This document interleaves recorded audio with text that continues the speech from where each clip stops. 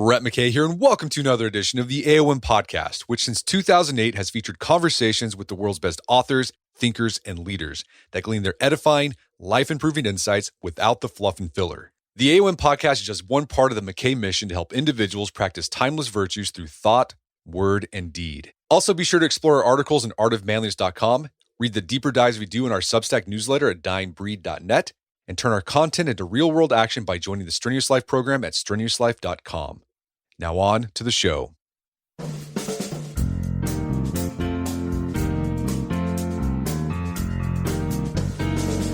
With the release of Christopher Nolan's adaptation of the Odyssey, it seems like everyone's been talking about a 3,000-year-old epic again. But my guest thinks this ancient tale offers a framework for understanding our modern lives that you probably haven't heard before.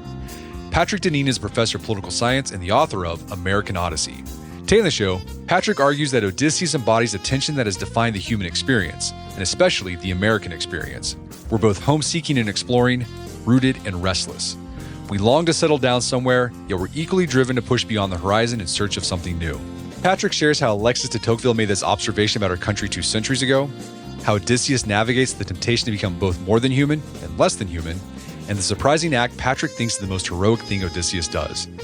We end our conversation with the idea that having a home can give us the confidence to explore, or as David Brooks puts it, all of life is a series of daring explorations from a secure base.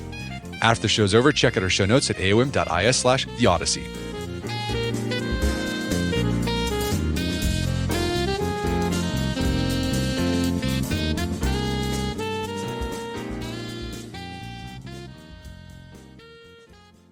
All right, Patrick Deneen, welcome to the show.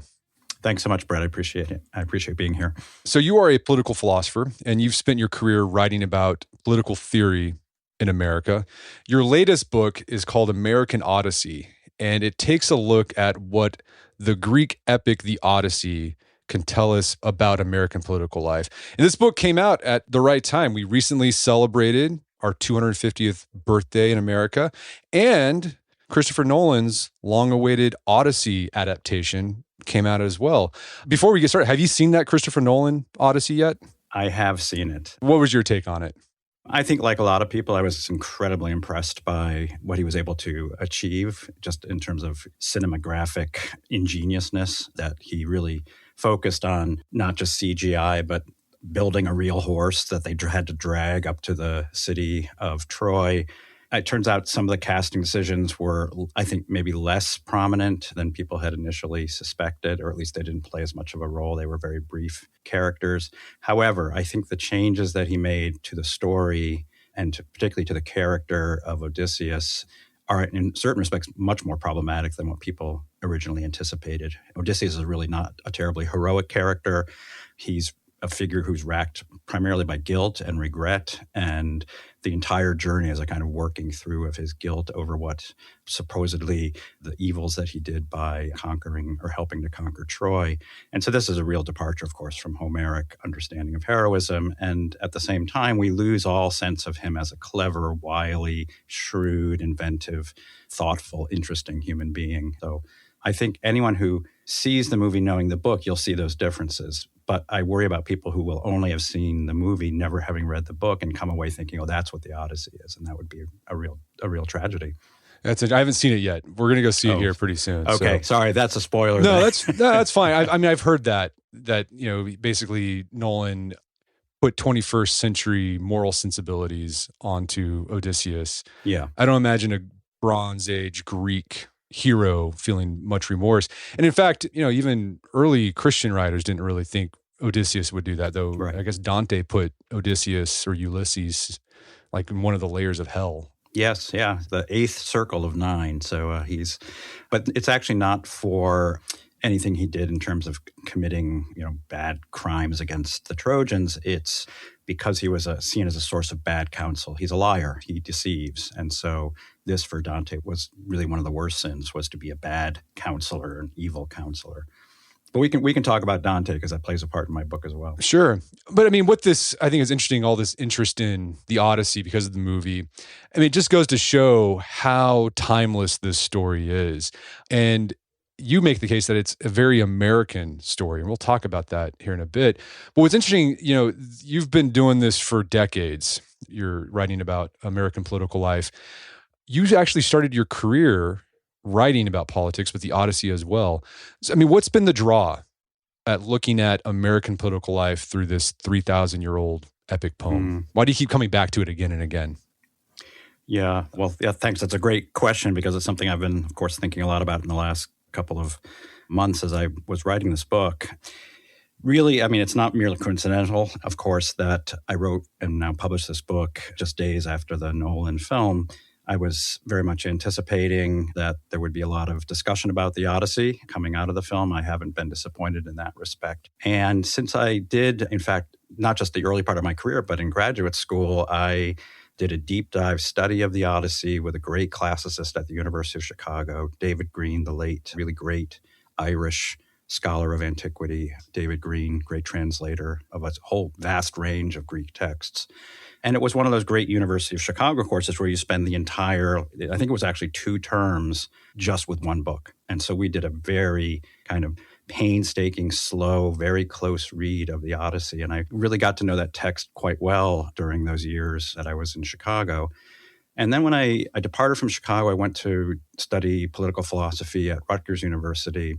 The Odyssey really stuck with me. And as I did the kind of the preparation for the exam in political philosophy, which is really kind of a compressed great books curriculum, really is what political philosophy, particularly passing the comprehensive exams in political philosophy at that time, at least, I was just seeing the Odyssey everywhere in all of the major works that we would think about as the great books. And this shouldn't surprise us, of course, because the Western tradition is a kind of conversation with preceding authors. And those conversations get built author by author, and each author in some ways responding to, interacting with previous authors. That's what makes it a tradition. It's not just this author, that author, that author. It's a conversation and it's a debate. And so it's not surprising then that a foundational text like the Odyssey appeared everywhere. And so my dissertation was really on the Odyssey as a work of political philosophy, which might seem to some somewhat odd, but I think it has a very philosophic dimension, as we'll talk about. And then the way that it was taken up and interpreted and reinterpreted in a long tradition. And I got to kind of modern times, but I didn't take that story to America. And that's kind of what I always wanted to do, but you have to, when you're writing a dissertation, you always have to sort of say, I got to finish this thing and get out of graduate school. So I always wanted to come back and write a kind of subsequent set of chapters, I guess, in which I would talk about the Odyssey in America. And so this confluence of the 250th celebration of the Declaration of Independence and America's birthday, and the film coming out seemed to me to be the perfect occasion finally to go back and do what I'd kind of wanted to do roughly 30 years ago. I mean, in the book, you make the claim that the Odyssey, this Bronze Age Greek story, is the most American of text. Why do you think that? Broad brush, and then we can get in the details as we go on with our conversation. Well, I might phrase it a little bit differently, that if we look in some ways to where do we see some of the, what I regard as the most foundational kind of dynamic in the Odyssey. Many different readers might take a different set of lessons and dynamics from the text, but for me, a main focus has always been the kind of, you could say, the divided character of Odysseus as a figure who maybe he doesn't really want to go out and, there are stories that he didn't want to go to Troy, that he tried to avoid military service. Of course, when he leaves Troy after the end of the Trojan War, he wants to get home. But all along the way, there are these constant encounters with all of these fantastical characters and creatures and beasts and gods. And some of that is portrayed in the film, of course, some of which is quite horrible. And the film portrays those really with great effect, these horrible figures like Cyclops and the Scylla and Charybdis. But some of these are really enchanting for Odysseus. And some of these are extremely tempting to him. He does try to throw himself over the side of the ship when he hears the siren song.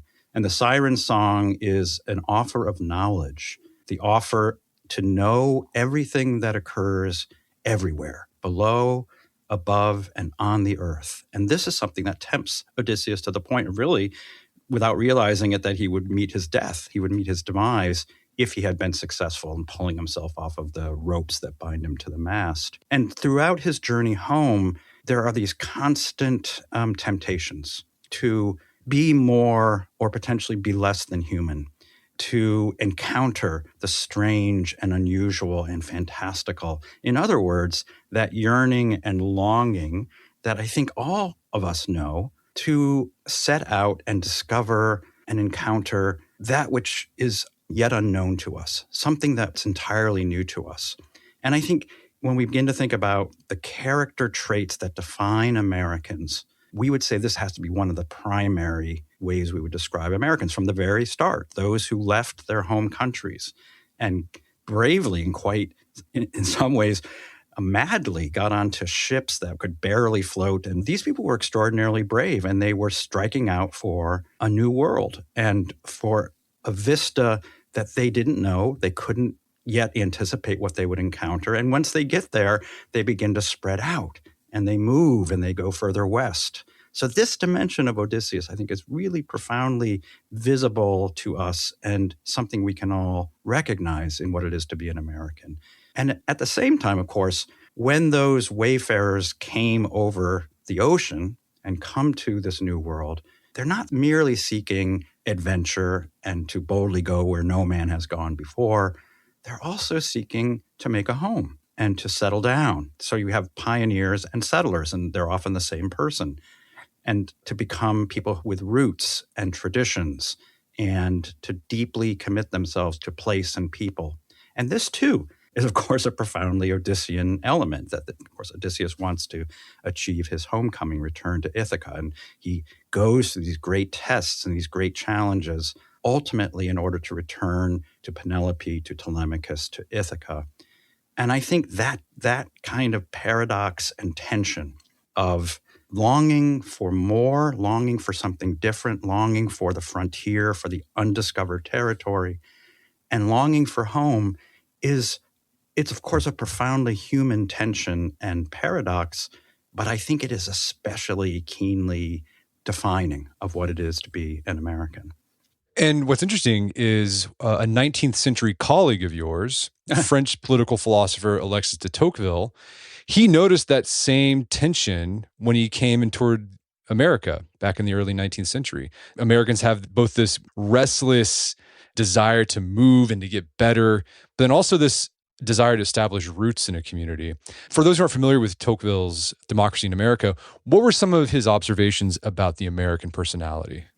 Yeah, so now we're talking about a 700-page book about America. But I think, as Harvey Mansfield of Harvard University has described it, both the best book about democracy and the best book ever written about America. I think that's entirely accurate. Tocqueville was amazed and stunned and really was in a kind of state of wonderment at what he called the restlessness of Americans. In French, it's inquiète. It kind of means inability to be still. Like just the inability, the lack of capacity of being at rest, of being satisfied, of being not just quiet, but at rest. And this he contrasted, of course, with his native France and arguably with the kind of aristocratic world that he was coming from, in which one's status and one's position in society was a matter of birthright. And Tocqueville knew this well. His name means literally of Tocqueville, de Tocqueville. He is of the estate and of the family of this aristocratic line. And so he knew from the very youngest age possible that he was an heir of this aristocratic status. And therefore, there was nothing he could do or not do that would change his position, just as someone who's born to a peasant couldn't change their status or condition, no matter how hard they might work or how little they might work. One was what one was born to be. Now, coming to America, of course, and again, this is something we know very well, our birthright is not a guarantor or in any way an indicator of who we are and what position in life we will hold, what jobs we will have, how far we will go, how high we will rise, how low we will fall. And so coming to America, he encounters this new civilization, which is for him sort of, the people look European that he's encountering, but they are completely opposite to the European world he comes from. They are driven. They are constantly kind of in a state of active engagement. They're always striving. They always see that if they don't get ahead, somebody will pass them. You're in a race by simply birthright of being an American, and not to run that race in some ways is not an option. And so there's an openness to America that was striking to him. And again, he calls this restlessness. But he also, in really one of the most important passages of democracy in America very early on, and a passage I love because he's writing about my native home, New England. So I grew up in Connecticut. He's writing about what he sees as the form of democracy that he really comes to admire and praise. And that form of democracy is, you could say, it's very based in a place, in a small place, the New England township. It's centered on the town square. When they talk about town hall meetings, it's not a CNN episode. It's an actual meeting of people that come together. He talks about trust and mutual knowledge and a kind of shared belief that we share a common destiny and therefore we're invested in the future with each other. And this is kind of, in some ways you could say he describes a form of democracy that is at least, again, in tension with this description of democracy as a kind of restless pursuit of something else, something better, something out of reach. And again, I think he captures a real quality about our experience as Americans in which both of these aspects of our democratic life at various points, maybe sometimes one more, one less, but both of these are very recognizable to us. Yeah, I'd agree with that. I think a lot of Americans, when they think about what it means to be American, they might think of images of people on the open road. They might think of books like, Jack Kerouac's On the Road, bold explorers. But then also you start thinking about Norman Rockwell illustrations of small communities where or you think about Mayberry. What's the name of that show? Andy Griffith. The Andy Griffith Show. Yes, that's America. Yes. There are these two competing drives, but they're both American.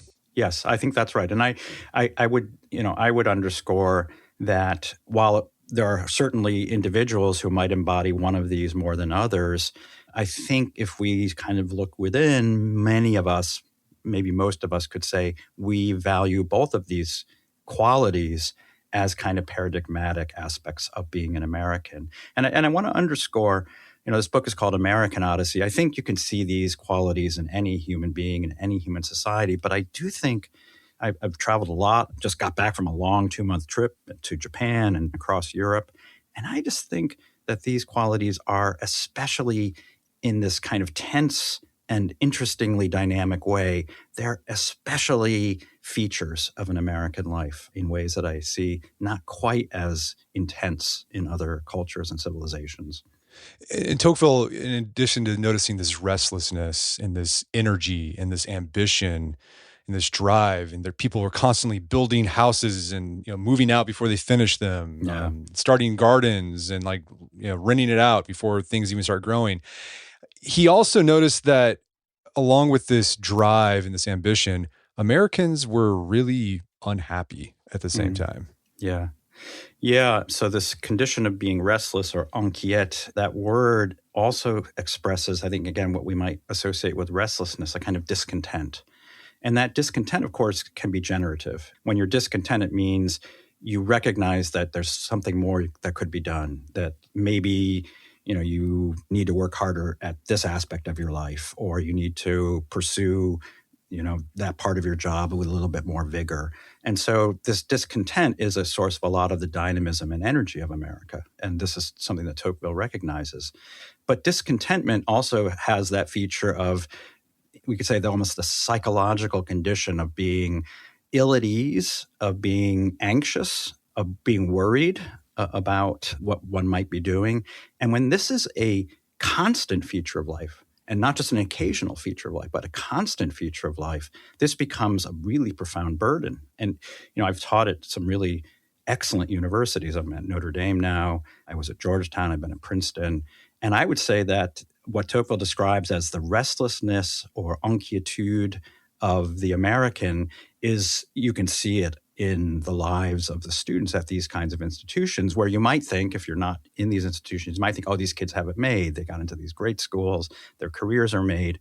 And if anything, they're some of the most discontent, anxious young people you would ever encounter, because they feel this drive and this worry and concern. Like if they're not getting ahead, someone else in their institution or someone else at a competing institution might be getting ahead. So now Tocqueville says, now imagine this restlessness, which humans have known forever, right? Augustine writes about the restless heart that we all have to know and to love God.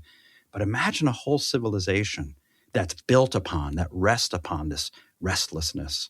And he says this is a source of deep unhappiness, that these Americans are constantly in a state of worry and fretfulness and anxiety in a way that ultimately may not be terribly healthy for them. All right, let's bring this back to Odysseus. So you make the case that Odysseus can be a symbol of these two poles in American life of wanting to be more, do more, go different places. It's Odysseus the wanderer, the Odysseus that wants to gain more knowledge. But then also, the American that wants to stay home, have a sense of rudeness. This is Odysseus wanting to get home. As you mentioned earlier, on his journey back to Ithaca, Odysseus encounters all these beasts and gods and all these fantastical creatures. And you talk about how the juxtaposition between Odysseus and characters like Polyphemus the Cyclops or Calypso the nymph, it says something about the way our restlessness can manifest in this desire to go beyond being human, and how both gods and beasts show us something about the desire to be sort of oblivious and escape the bounds of being human. Tell us about that. Yeah. So actually, this is, you're touching on there are 4 kind of central chapters in the book, and they all pick up themes, sort of what I see as central themes in the Odyssey. And so the first of these themes, as you've just indicated, really focuses on the journey of Odysseus isn't just a journey across space and across the Mediterranean Sea. It's a journey through alternative possibilities of what it is to be, in some ways, a human that can potentially transcend our humanity, which is to say that we are this very unique creature. And Aristotle is among the first great philosophers to observe this. And he's resting his account on portrayals of Odysseus and Polyphemus the Cyclops and others. What Aristotle notices is that the Odyssey in many ways is about the navigation between the temptation to be more than a human, specifically to become a god. And for the Greek, that would especially mean to become immortal, but also to have certain kinds of powers and abilities, a certain kind of sight, a certain ability to see things with a clarity that human beings can't see, and something that goes along with both that capacity to see things for what they are rather than be in a state of uncertainty, and also a condition of immortality where you don't have to worry about death, that the gods are also kind of oblivious. They act in ways in which, for example, the gods can commit adultery, which they do regularly, without any consequence. But when humans commit adultery, as Helen does, it causes a world-altering war. It's the source of the Trojan War. So adultery is a serious matter for human beings, whereas for the gods, it's a funny story that they tell about the time that Hephaestus caught his wife Aphrodite sleeping with Ares. It's a story within the Odyssey that's told one evening over dinner. So that's a temptation for human beings. And human beings, from time to time, have been offered, at least according to the Greeks, have been offered the possibility of becoming a god. And so too is Odysseus by the nymph, the demi-deity Calypso. He's offered immortality, and evidently for 7 years, when he's on her island, he declines the offer of immortality. But the text makes sure that we know how extraordinary this decision is on his part, because every other human that has been offered immortality that is mentioned in the book in which Calypso is featured with Odysseus, is Book 5 of the Odyssey, every time a mortal has been offered a similar possibility of immortality, they've taken it. And they have actually suffered the consequences for it. So it turns out it's a kind of gift with two edges. But Odysseus is unique in his kind of ability to stay human and to recognize and acknowledge and even embrace his own mortality as a condition of his humanity. And the Odyssey also, of course, describes the possibility and temptation of being less than a human, of becoming kind of a beast, of becoming a creature that is no longer, in some ways, conscious of what it is to be a human, reflective, intellective, those qualities of Odysseus that are especially pronounced, the kind of wily, clever figure. And we see, especially Odysseus's men, often succumbing to the temptation of being less than human. And I think especially the scene with the temptation of the lotus, which is a kind of drug that makes them oblivious, makes them essentially no longer conscious of who they are. They forget home. They forget their companions. They're just in a kind of blissful, unconscious, kind of quasi-1960s hippie existence. And Odysseus has to shake them up, pull them away, drag them, protesting because they want to stay hooked on the lotus. And these kind of juxtaposing episodes like these, we see that Odysseus is navigating between not just this monster and that monster, but between the temptations that all humans experience at different times of our lives to be either less than human or more than human. In other words, as Aristotle understood it, the Odyssey is the first great text to teach us what it is to be human and to navigate the kind of Scylla and Charybdis, if I may, between the temptation to become gods and the temptation to become beasts. We're going to take a quick break for a word from our sponsors. And now back to the show.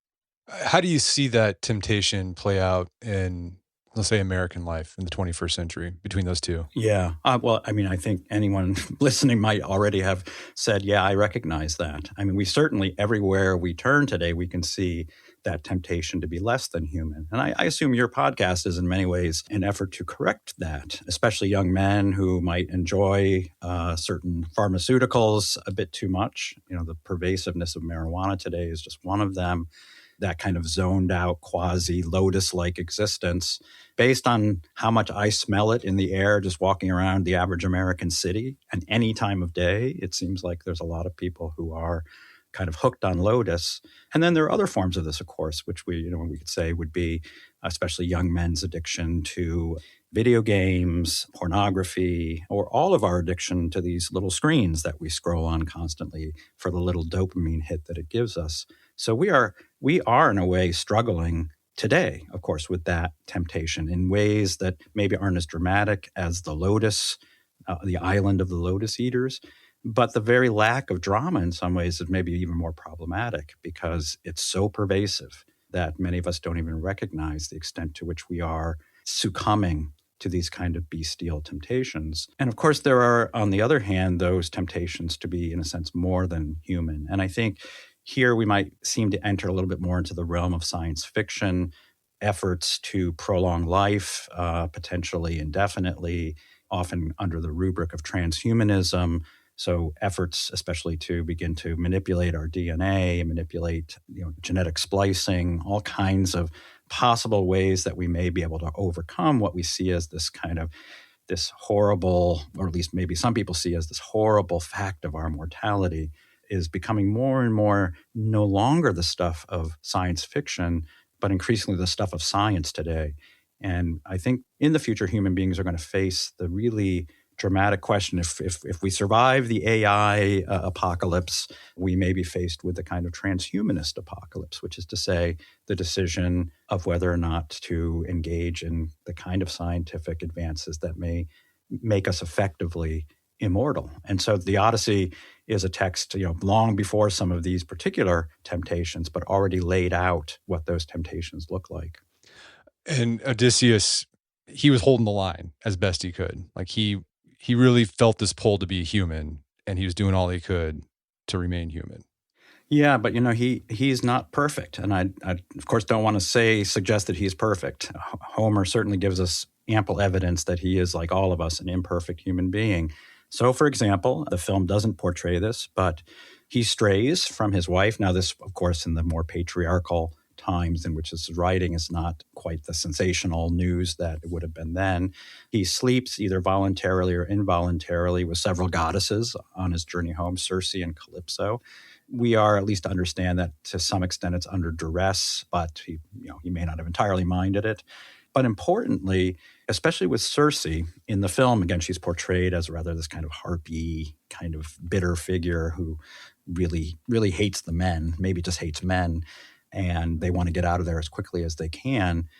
In the text, Circe, it turns out, after she turns the men into pigs and then she's forced by Odysseus to turn them back, she becomes a great hostess and she entertains them for an entire year. And Odysseus is so charmed by her, and maybe he is put under a kind of spell, or maybe just the spell of a beautiful woman, he forgets home and has to be reminded by his men, don't you want to go home, right? Isn't it time for us to leave? It's been a whole year we've been on this island, and it's a beautiful island, and she's quite the wonderful hostess, wonderful food, and it's a very comfortable place. And so here again, I think we see a moment in which Odysseus is tempted to forget home, to live with a goddess, potentially to be like a god. And all of us, even a figure as extraordinary and heroic as Odysseus, and who does retain over a very long time his commitment to return home, he can be drawn by these temptations of that which would take him beyond and away from home. This is why I think this tension that I think the Odyssey portrays is so vivid and alive for those of us today in modern America. So part of his journey home, he has to go to the underworld.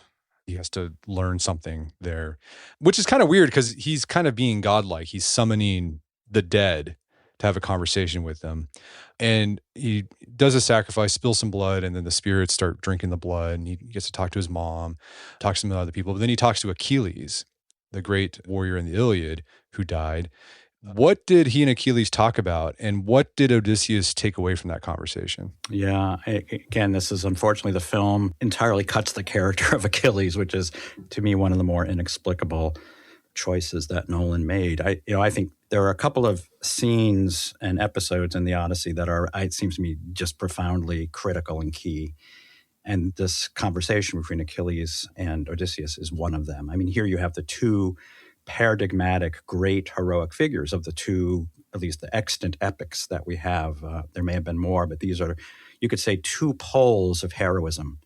Achilles represents vigor and strength and kind of masculine, just brute capacity to defeat, through physical force, to defeat any human that opposes him. And he even goes so far as to even contend against the gods. And there's a scene in the Iliad where he wants to take on the spirit of a river. He's so filled with fury over the death of his friend Patroclus. And so he represents one pole of heroism that's very recognizable. And of course, Odysseus, he is also quite accomplished in terms of his ability to fight. He's a great warrior, but his great strength is always described as his intelligence and his ability to craft ideas and to use stratagems as kind of his strongest suit. And, you could say here you have like the two opposite poles of what it is to constitute a form of heroism represented in the figures of Odysseus and Achilles. And now imagine you get to meet the two of them talking to each other in the underworld into which Odysseus has descended, and now he's going to encounter the spirit, right, the post-death spirit of Achilles, and have a conversation with him.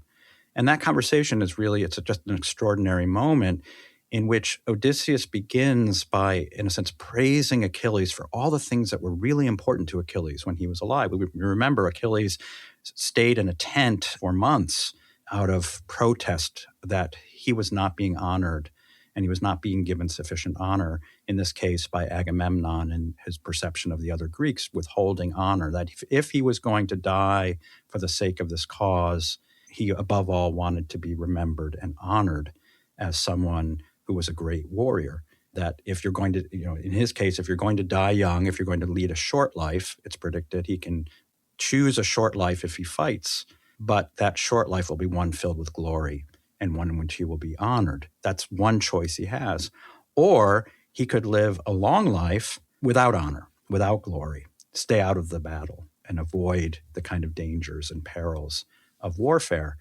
And in choosing ultimately to re-enter the war after the death of his friend at the hands of Hector, in a sense, he seems to choose the short and glorious life. He seems to choose, of the two options, I will be someone who will be willing to die for the sake of this, to be remembered always as this great figure, this great warrior.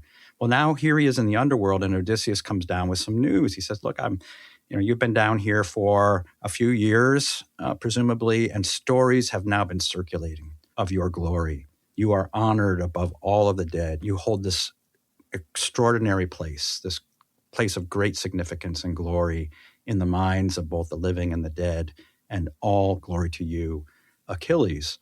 And Achilles now, rather than saying, this is exactly what I wanted, rather than you might expect him to say, yes, this is what I had desired. If I was going to have a short life, I wanted to have a glorious life. He says, now having lived, or let's say not lived, in the underworld for some years, he says, I wish I had chosen otherwise. These are the words he says more or less, almost verbatim. I would prefer the life of a slave in the world above than to be the most glorious king of the underworld. He would prefer a life of complete indignity and complete obscurity, to be a slave to another behind a plow in a field, rather than enjoying the glory that he now has attained. Now, this is a particularly significant moment because not only, of course, is Odysseus now hearing from the spirit of Achilles how awful life in the underworld or existence in the underworld is, according to Achilles, but Odysseus has yet to be offered the possibility of immortality. This only happens later.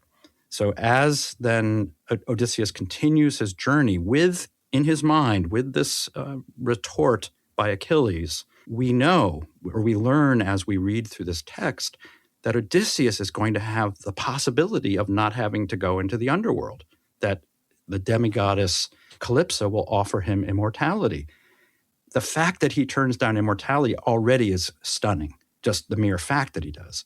But now knowing that the fact he turns down immortality, having heard the words of Achilles, should fill us with a kind of awe. And I think the poet wants us to discover this kind of after the fact. The story of the underworld occurs in the book before his journey and time with Calypso. But in terms of the story, we only learn about it afterwards, after we hear about his time with Calypso. So I think the contrast between these two heroic figures couldn't be more, strongly drawn, that it turns out what Achilles thought he was choosing, he himself comes to regret and in some ways diminishes him as a hero in retrospect. Whereas Odysseus, knowing fully what awaits him in the underworld, nevertheless chooses to remain immortal in order to return to the side of Penelope and to the home of Ithaca. And I think in some ways it elevates his heroism. In some ways you could say not only are Odysseus and Achilles kind of contrasting forms of heroes, but the Odyssey and the Iliad are kind of competing epics in a way, even if they're both written by this figure Homer. In a way, the Odyssey is a kind of commentary on the Iliad in which the heroism of Odysseus isn't just his intelligence, it's his ability to accept the mortal condition with full knowledge of what awaits him. What do you think 21st century Americans can take away from that? Well, again, I think we are constantly being faced with the kinds of temptations that draw us away from our limited condition as human beings. And again, the most radical form of this, of course, would be life extension, forms of transhumanism, the kind of technological interventions in our lives. That one of the things that seems to me that the story of the Odyssey indicates is that we, in a sense, are most human when we can come to reconcile ourselves with and even embrace our condition as limited and mortal creatures. And I think this is going to be, already is a topic of debate and conversation.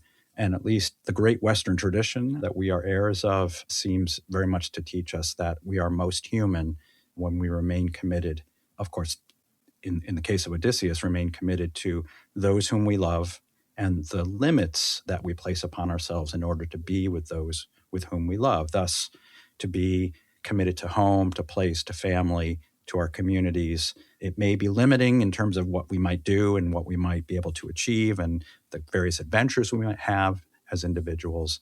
And yet we are most human when we embrace the very things that in some ways you could say somewhat bind and even limit us in what it is we think we can achieve. And it can be heroic. We're still talking about Absolutely. Odysseus 3,000 years Absolutely. later. I think this is the deepest way in which Odysseus demonstrates his heroism. We might think, okay, it's that scene, it's at the end of the movie, it's at the end of the book. He confronts the suitors. There's this great battle. He's able to defeat hundreds or several hundred suitors almost single-handedly. And yet that's not the most heroic thing he does. The most heroic thing he does is to leave Calypso's island, arguably. All right, so Odysseus makes it back to Ithaca after it took a while. Mm-hmm. A lot of detours along the way. What happens to him? After he kills the suitors and reunites with Penelope, what happens to him? Does he settle down and relish being back home? What's the sequel to the Odyssey? Well, of course, it ends with the reconciliation of Odysseus and Penelope. So it really is it's a marvelous ending to what has been a very long story of violence, death, and suffering. But then that's where the book ends. And immediately, people who read the book and people who write about the book begin to reflect and ponder what happens next. What happens particularly to a character like Odysseus, who has seen so much of the world and has experienced so many things. And already very early on, you could say shortly after the text becomes widely circulated, people begin imagining, well, he couldn't stay there. He would have wanted to go forth and have new adventures.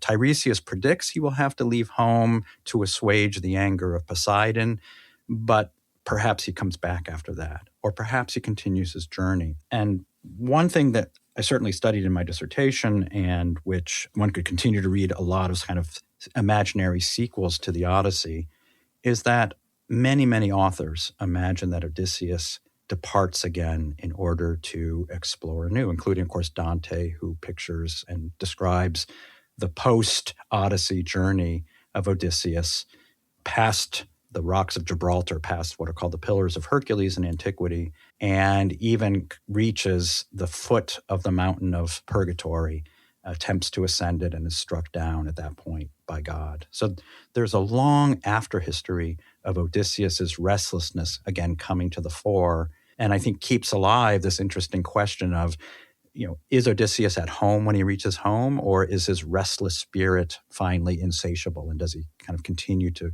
go forth again and be the explorer? Yeah, Tennyson wrote a poem about this. Yes. He uses Ulysses. He talks about here, he says, "Not fondness for my son, nor reverence for my aged father, nor Penelope's claim to the joys of love could drive out of my mind the lust to experience the far-flung world and the failings and felicities of mankind." So he still had that drive, and I just love how the poem ends. He says, "Come, my friends, 'tis not too late to seek a newer world. Push off, and setting well in order, smite the sounding furrows. For my purpose holds to sail beyond the sunset and the baths of all western stars until I die. To strive, to seek, to find, and not to yield." So Tennyson imagines, he still has that wanderlust. He's gonna get home, but he's not gonna be happy, and he's gonna go find something else to do. Right. It's really interesting. So, of course, Tennyson is here playing on these very, long-standing stories and themes of Odysseus as the intrepid and insatiable explorer. And it's worth underscoring, I want to just come back and reconnect this to America, specifically the celebration of our 250th birthday with the Declaration of Independence, because when Dante portrays Odysseus or Ulysses as this figure who pushes the boundaries and goes to the very ends of the earth to the point of the sort of Christian heaven and attempts to ascend it, against the rules and laws of God, that this image of Odysseus as potentially the figure who pushes boundaries or pushes past boundaries that are allowable to human beings, in the Dantean world, this is seen as a kind of sinful exercise, that he's an exemplar of a kind of hubris. And this is why he's in this very low circle of hell. At least one of the reasons is that he is someone who seeks a kind of forbidden knowledge, right? Going all the way back to the fall of human beings in the Garden of Eden, right? Forbidden knowledge of the tree of the knowledge of good and evil. But in the Renaissance, this version of Odysseus now is changed, and now it starts to anticipate the Tennyson understanding, which is that this figure who seeks all the possibilities of the unknown and pushes the boundaries of the permissible. This is now an admirable figure. And so at the very time that this change is happening in how the kind of Christian world of the time thinks about Odysseus, this change from that more medieval understanding of a figure of transgression to a figure to be celebrated in the Renaissance gets morphed with the journeys of Christopher Columbus and Amerigo Vespucci, the European figures who make the claim to having found the New World. And they are described in kind of the modern press of the time and the kind of poets and the stories that are being told. They're described metaphorically as the new Odysseus. And in the book, I really make a point of saying that by this telling, in a sense, Odysseus discovers America, at least in the European mind. And I think that lays down a certain kind of, you could say, imaginary self-understanding that from the very beginning, this country was, in a sense, settled by Odysseus-like figures. It was discovered by those people pushing the boundaries. And why is, I think it's fair to say, as we think about the 250th celebration of America, that Odysseus was here all along. You end the book making this interesting argument. Americans, we are an explorer people. We're ambitious. We're restless. But you argue for us to have that drive, that ambition, that sense of risk-taking, you need a home. And it seems like there's less of a sense of home for a lot of Americans. We're feeling lonely. We're atomized. How does having a home allow someone to take risks and go on adventures and be ambitious? Yeah, the last chapter of the book is, I use the image of Scylla and Charybdis. So again, people, whether you know the book or you saw the film, you'll know this. The two really great dangers that Odysseus has to navigate between. And he doesn't have a choice, in a sense, but to go between these two great perils. The one choice he has is where kind of to sail between these two great perils. And those, again, who know the book or have seen the film know Odysseus is told, he's advised, both by Circe and by Tiresias, that he should navigate toward the less dangerous of these two perils. In this case, Scylla, which is a creature with 6 heads that will grab 6 men off of the ship and devour them. And so this is quite a horrible fate for those 6 men. But the alternative is to sail either closer to the Charybdis or even down the middle. The presumption being that if you went down the middle, maybe you could escape both. But it turns out Charybdis is a whirlpool with such a strong current that if you try to avoid all of the dangers by going down the middle, you'll be sucked into the greater of the two dangers, that it's kind of more powerful and the greater danger will suck you in even if you try to go down the middle. So you can't avoid one or the other. And at the conclusion of the book, I suggest that we are kind of in a situation of the Scylla and Charybdis, and we always are. We have to always recognize, in a sense, where we are in terms of navigating our world at this given time. And if these two poles of our Odyssean existence are always part of who we are, there can be times when we maybe exhibit more of one than the other, and that this can be a kind of danger that we may need to have to avoid. We may have to tack a little bit closer to the other direction, which also isn't without its own perils. So you can imagine, of course, a society that's too homebound and too comfortable and too complacent and too much just bound up in the familiar. And such a society would lack dynamism and would lack adventurousness and would not be as dynamic as America rightly is, I think we rightly recognize as a kind of positive quality of what it is to be an American. But we also can recognize that too much of that quality can lead to a kind of detachment, can lead to a lack of commitment, can result in the kind of fraying of our social lives for the sake of our own individual pursuits. And in our political and social and even just personal lives, this can really have just terrible negative effects on us as both individuals and, of course, as a society. And I conclude the book by suggesting that if we evaluate where the sort of Scylla and Charybdis is today in terms of sort of home-seeking and exploring, that we are perhaps more homeless than we should be as a society. And I mean that not necessarily literally, although I think for many younger people who are having a difficult time buying a home, affording a home, making families, committing to somebody, getting married, having the courage to have children, and having the confidence to have children and make a family, that we as a society have really moved toward a real peril that we have to correct for and that might be some public policy. It might be podcasts like this one. It might be, professors like me and hopefully teachers in universities that might be able to sort of move this ship and kind of correct our current course. And I conclude by suggesting that, it may be that there's a kind of a formative and important connection between these two phenomenon, that in the same way that Odysseus himself is formed by his love of home and carries with him this love of home, it makes possible in some senses the confidence to push the boundaries in the ways that he does and to allow oneself to be tempted by that which we as human beings can be tempted by, with the confidence that one can resist those temptations, knowing who you are and having the confidence that I know, in this case, I'm Odysseus, I'm the husband of Penelope, I'm the father of Telemachus, I'm from the island of Ithaca.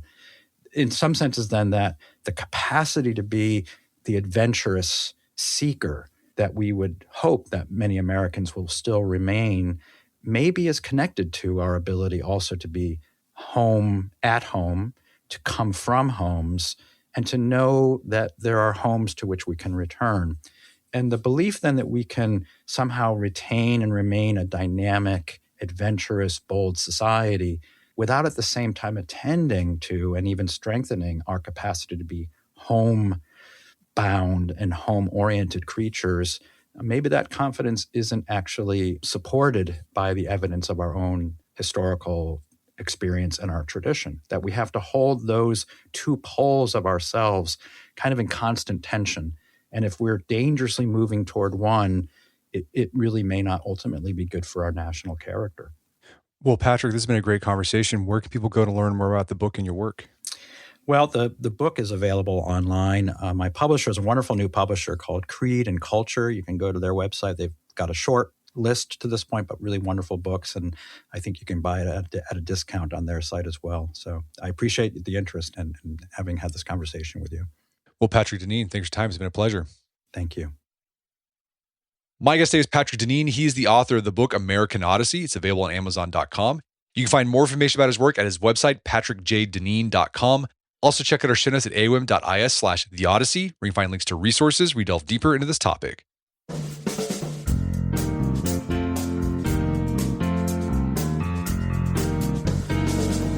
Well, that wraps up another edition of the AOM podcast. If you haven't done so already, I'd appreciate it if you take 1 minute to give us a review on the podcast player that you use to listen to the show. And if you've done that already, thank you. Please consider sharing the show with a friend or family member who you think gets something out of it. As always, thank you for the continued support. Until next time, it's Brett McKay, reminding time to listen to the AOM podcast, but put what you've heard into action.